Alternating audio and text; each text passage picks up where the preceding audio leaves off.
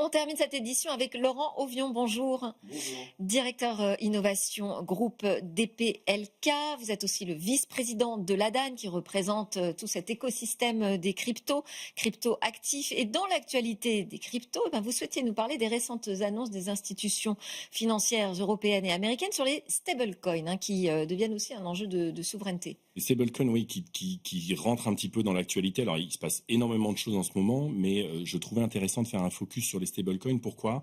Parce qu'aux États-Unis, le Genius Act, donc la réglementation américaine sur les cryptos et sur les stablecoins en particulier, est passée. Et ça permet de voir un petit peu quelles sont les différentes approches entre l'Europe et les États-Unis, justement. Allez, alors, juste un petit rappel sur le stablecoin quand même. Alors, les stablecoins, ce sont ce sont des cryptos qui sont adossés à une monnaie, ce qu'on appelle une monnaie fiat, c'est-à-dire le dollar ou l'euro, par exemple. Donc, c'est ce qui permet de vous acheter avec vos euros un équivalent qui s'appelle un stablecoin et qui vous permet d'être ce qu'on appelle on-chain, c'est-à-dire de pouvoir interagir au niveau des blockchains et de pouvoir faire l'acquisition de vos différentes cryptos.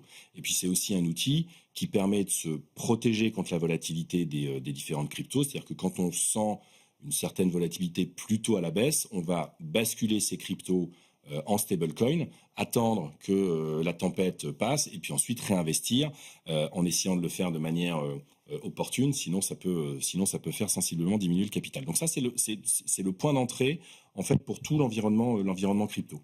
Alors historiquement, les stablecoins servaient à acheter du Bitcoin, puis de l'Ether, puis en fait l'ensemble des crypto-monnaies. De plus en plus, ça permet d'interagir avec des produits un petit peu plus traditionnels ou ce qu'on appelle les real world assets, c'est-à-dire de la tokenisation d'actifs. C'est ce que font des gens comme Spyco, comme un certain nombre d'acteurs.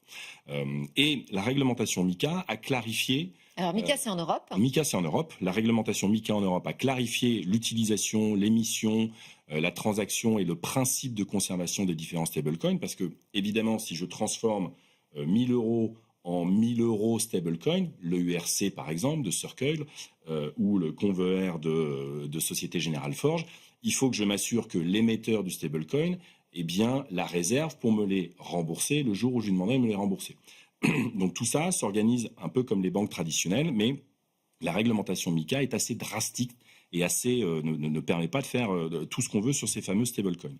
Aux États-Unis, ce sera beaucoup plus permissif. Et en fait, on se rend compte aujourd'hui que... C'est-à-dire, donc c'est avec ce Genius, ce Genius Act, en fait, va permettre aux émetteurs de stablecoins, d'abord, le point le plus important, de générer du rendement. C'est-à-dire qu'en Europe, vous ne pouvez pas générer de rendement directement sur ces stablecoins. C'est-à-dire que on sait comment fonctionnent les banques. Une banque, vous déposez de l'argent, la banque fait fructifier cet argent, et avec cette fructification, elle génère des intérêts pour elle. Ouais. C'est exactement la même chose sur les stablecoins. Il n'y a pas de raison de faire différemment.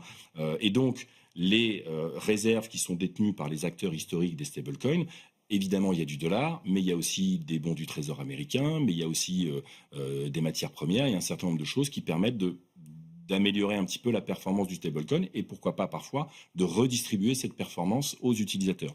Ce qui fait qu'on va créer une distorsion de performance entre les deux outils.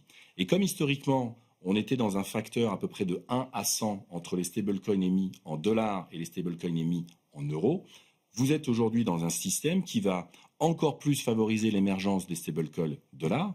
Et d'ailleurs, la Société Générale Forge, la Société Générale, par l'intermédiaire de sa filiale SG Forge, va émettre un stablecoin dollar dans les semaines qui viennent. Et pourquoi ça devient un enjeu de souveraineté ? Parce que c'est une façon pour les États-Unis de financer leur dette.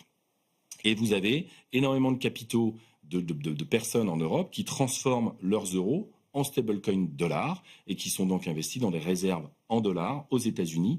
Et vous avez une forme de fuite des capitaux indirecte. Et aujourd'hui, la réglementation européenne ne permet pas de contrer cet effet-là parce que c'est extrêmement contraignant, c'est extrêmement difficile d'émettre des stablecoins de manière conséquente.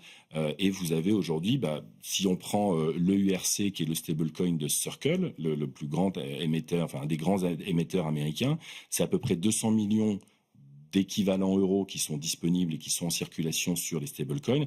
Si je prends le seul Tether qui est l'USDT, donc le stablecoin dollar de cet émetteur, c'est 155 milliards de dollars en équivalent. Donc on est vraiment sur un facteur de 1 à 100 entre les deux.